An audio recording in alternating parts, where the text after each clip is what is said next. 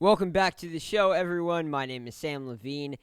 Welcome back to episode 13 of First and Goal on YouTube. And today I want to talk about two things.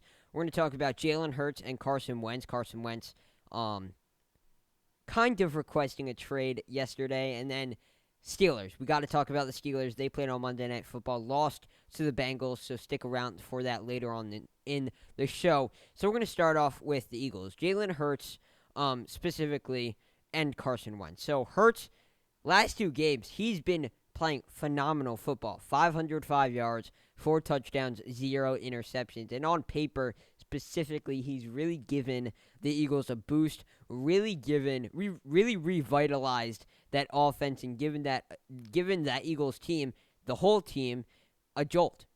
A really needed jolt, because not only have they looked bad, they've looked dead. They just haven't looked like a young offense with potential, and that's what Jalen Hurts is giving them.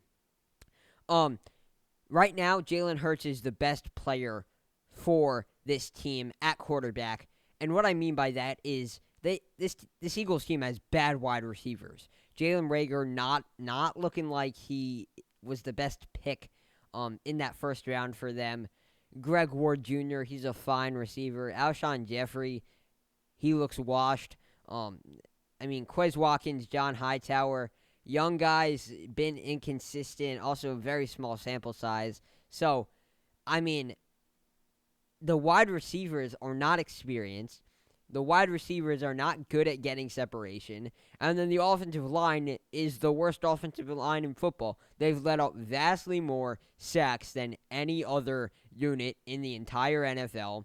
And Jalen Hurts is kind of the perfect quarterback to be in that offense, because when the wide receivers aren't open, when the offensive line is letting rushers come through, Jalen Hurts can escape. He can get up the middle, and he's a physical runner. He can power through guys, or in space, he can get a lot of room too. He's a fast, physical, athletic player that can make something out of nothing. And when you're talking about Carson Wentz, I honestly think Carson Wentz is the better player at this point in both their careers, but Jalen Hurts is more suited to be in this type of situation, much more suited to be in this type of situation than Carson Wentz is, if that makes sense to you guys, because on a lot of plays where Carson Wentz might be taking a sack or he might be throwing an interception, Jalen Hurts would either scramble or just throw it away. And also a lot of that has to do, the interception and versus Hurts throwing the ball away, has to do with the confidence that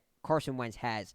This season, a lot more than any other season, we've seen Carson Wentz force passes and force the ball downfield, try to make something from nothing. In these two games, we've seen Hurts make smart decisions, run when there's nothing there, throw the ball away when there's nothing there. Carson Wentz has been throwing it into coverage when his guys aren't open, and he's been taking sacks. And a lot of that has to do with his confidence. His confidence is shattered. And one of the biggest reasons why his confidence is shattered is because this team, Doug Peterson, Howie Roseman, has done absolutely nothing to build him up. They've done nothing to help his confidence and nothing to put that sense of feeling in Wentz that, okay, you are our franchise guy, we are sticking with you, and you are going to be the guy that we try and build around. Instead, they've made it so, okay, we're going to draft Jalen Hurts in the second round after Carson Wentz's career year, after the best season in his career, which I think is a very poor move on the part of Howie Roseman. But Carson Wentz, he has no confidence. None whatsoever, and I think the main reason why he's playing so bad this year is because of that lack of confidence. Confidence is a very underrated thing, especially when talking about quarterbacks. That needs to be there. You need to be confident that, okay, I'm going to throw the ball here, it's going to be complete, and I'm going to throw it accurately. This guy is shaky. He is shaky. He is not throwing accurate passes, and I will say, maybe some of that just is because he isn't the most outstanding quarterback. Maybe it is because part of it is he's having a down year. That could very well be true. But when you watch Eagles games with Carson Wentz in at starting quarterback, you don't watch him and say, this is a guy that looks like he knows what he's doing and looks like he is confident, and he's just bad. You don't say that to yourself. You say, okay, this guy, he's like a wounded puppy. I mean, it's a little weird analogy, but he's like a wounded puppy out there. And the Eagles have handled him very poorly. That goes without saying. But when it comes down to it, you go in next year, you say, let's say the Eagles figure out their wide receiver situation and they figure out their offensive line situation, which I think is very unlikely because that's all very hard to do in just one offseason. But let's say that they do that. Just best case scenario, Carson Wentz is the best quarterback for your team in that situation. If you give Carson Wentz time to sit back in the pocket, read the field, and his receivers are getting open, he can make the smart throw, and he'll be able to make the smart throw, and he'll be able to move the ball downfield with consistency. It's just, I think Jalen Hurts is the best player for their offense right now. I don't think Jalen Hurts, his pocket presence isn't there. His overall ball placement and accuracy overall isn't there. And his arm strength, he doesn't have elite arm strength. His arm strength lacks when it comes to Carson Wentz. Carson Wentz has superior strength of the right arm. And that is one of the biggest issues that those three issues, pocket presence, accuracy, and arm strength, are some of the biggest issues that Jalen Hurts had coming out of college. And even though his stat line looks great in these two games that he started, those issues are still there. It's not like miraculously his cons are gone. No, you still see the same things you still see the same knocks that we all had against him coming out of college. So it's just Wentz isn't suited for the Eagles team right now. Hurts is much, much more of a quarterback that is able to make something out of nothing, and that's what it comes down to for this Eagles team right now. And talking about trade requests, listen, I'm a fan of Carson Wentz, and I've been defending him for most of this video. But requesting a trade after being benched, that is unacceptable. And if you're not familiar with the news yesterday, came out, he basically said, Wentz basically said, play me or trade me. And that is not okay. After being benched, being the not long-term, but starter for multiple years in that Eagles organization, you cannot just come out and say, play me and trade me. This is the NFL, okay? We're not going to be little brats about this and just requesting a trade whenever you aren't happy in a situation. What you are supposed to do in the NFL, you work to earn your spot back. You go out in the offseason, work 10 times harder than you normally would because now you are back up, okay? You need to earn the respect, not the respect. You need to earn the trust back from your head coach, from your offensive coordinator. They need to feel like you are the best option on day one on game day. And I will say, Carson Wentz has not proved that to me, to anyone else. Anyone who watches an Eagles game, it's clear that Jalen Hurts is the better option this season. That is 100% clear. Nobody will detest that. But Carson Wentz needs to prove that he does deserve a starting spot. Not just trade me. Not just request a trade. And I commend Mitchell Trubisky, actually, for the way that he's handled his benching. Because he was benched, and he was playing awful football. I'm not gonna sugarcoat it. He was playing bad football. But he went out, he worked. And this is middle of the season. He worked. And I give him credit. Coming back, last 3 weeks, he's played pretty good football. 5 touchdowns, only 1 interception. He's 2-1 in those games. He's been a solid quarterback, and now the Bears probably still won't re-sign him, but he could go into free agency, maybe get a deal on a team that has a little bit of quarterback controversy, and he'll be able to work for a starting spot. And he's been playing good football, so he might be able to come out and win that job. Wentz needs to take a page out of that book. He needs to work.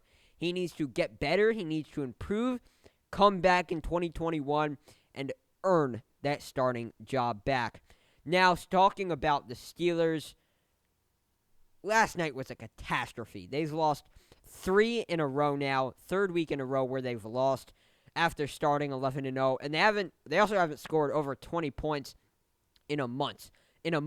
5 weeks ago was the last time they surpassed that 20 mark. Speaking of points, the offense. The offense is just bad. Only 64 points total in the last 4 weeks. That isn't championship football offense by any stretch of the imagination. And it's also going up against 2 not fantastic defenses in the Bills and the Bengals, who were their last 2 opponents. Half of those games, obviously, 2 out of the 4 weeks. Bills, 15th ranked defense in points per game. And then the Bengals, even worse, 19th ranked defense in points per game. So that's kind of right in the middle of the pack. That's nothing special. Really not. I mean, it just isn't. Then Big Ben, awful football. Again, not going to sugarcoat it. Bad football from him. Held under 200 yards in the last 2 games against the Bills and the Bengals. That can't happen. He is a Hall of Fame quarterback, obviously. I mean, 2-time Super Bowl champ. But if you are a Hall of Fame quarterback, you need to be the player on that team that pulls everyone up by their bootstraps and says, all right, we're going to win this game. It's just going to happen. And I'm going to lead us there off the heels of a fantastic performance. He has not played that kind of football recently. He's also adding salt into the wounds. He's had at least 1 pick in the last 5 outings, and he's below a 60% completion percentage in the last 2 games. Just awful, not winning football. And disgustingly bad last night. He was really, really awful.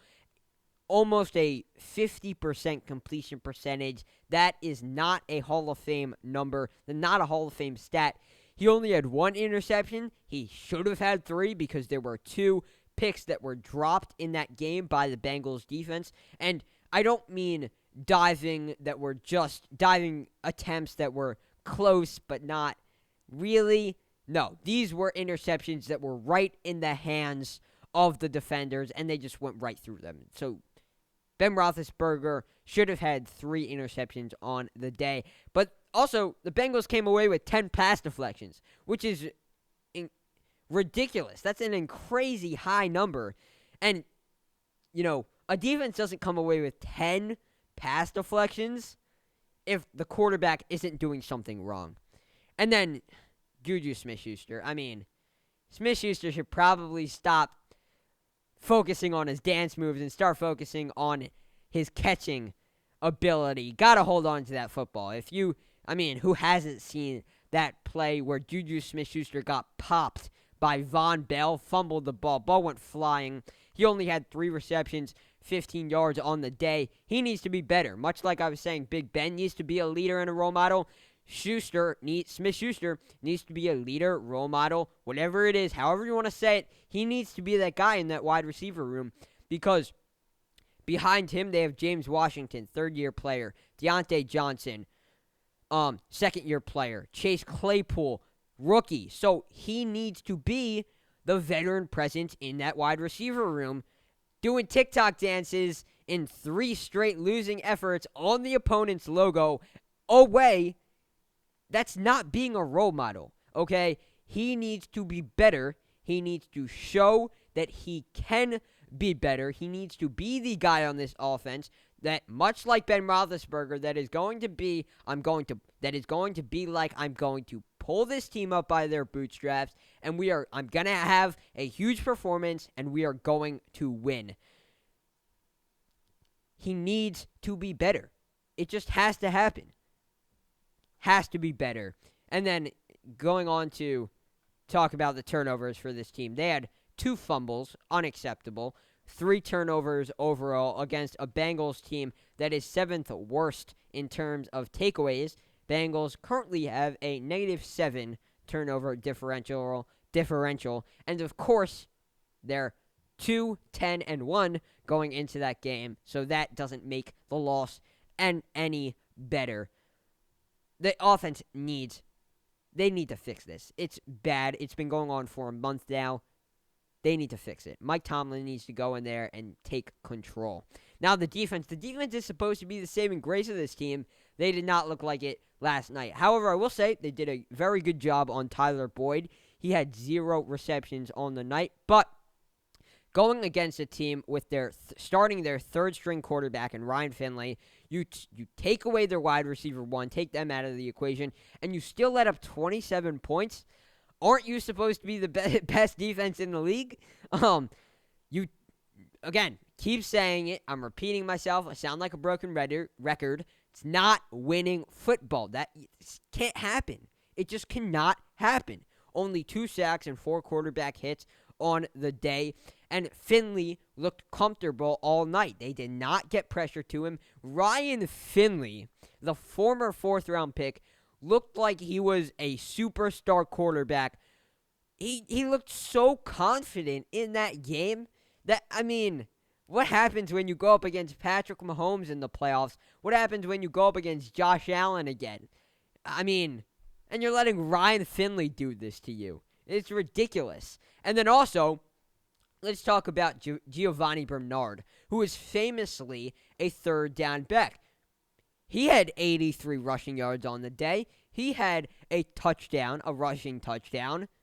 I mean, they were without Joe Mixon, but Giovanni Bernard played like a superstar running back. Steelers couldn't stop him. What is that? I mean, are you kidding me? The Steelers defense? That's the best defense in the league? It's ridiculous. The whole team needs to play better. And I'm telling you right now, Mike Tomlin is not happy. He's going to tear into his team. He's going to make sure something changes because it is unacceptable. And I understand that you could say that, okay, well, it's a division rivalry, but the Browns are currently the 5 seed. The Ravens are tied with the 7th seed with the same record. They're only 1 game out of the playoffs. So that is 2 teams that most likely are going to make the playoffs. You're telling me that 2 out of the 6 teams that they could potentially play in the playoffs are division rivalries. Those games, especially in the AFC North, are extremely tough. the playing field is leveled here, and they're playing the worst division rivalry that they have. And the Steelers team is going to need to fix something fast because it does not get any easier from here. Next week, they have the Colts, who are 10-win team, 10-4 right now. And then after that, week 17, they go up against division rivalry, Cleveland Browns, who are also 10-4. Colts, very, very good defensive team. Browns, that offense and running game is nearly impossible to stop. They're going to need to figure it out because if they don't, they're going to be a first-round exit. No doubt in my mind. So thank you for tuning in to this episode of First and Goal on YouTube, episode 13. We will be back planning to get an episode out either tomorrow, Wednesday, or maybe Thursday. So keep on the lookout for that. If you enjoyed, subscribe, drop a like, share it with a friend. Also, you can check out the podcast posted every Thursday, First and Goal with Sam Levine. That is available wherever you listen to your podcast. And if you want some quicker news, analysis, opinions, whatever it is, all those articles can be found on firstandgoalfootballtalk.com. And if you want to stay on the loop on everything that I post, broadcast, whatever it is, follow the Twitter, First and Goal FB. So that's going to do it for this episode of First and Goal on YouTube. And we'll see you next time on First and Goal.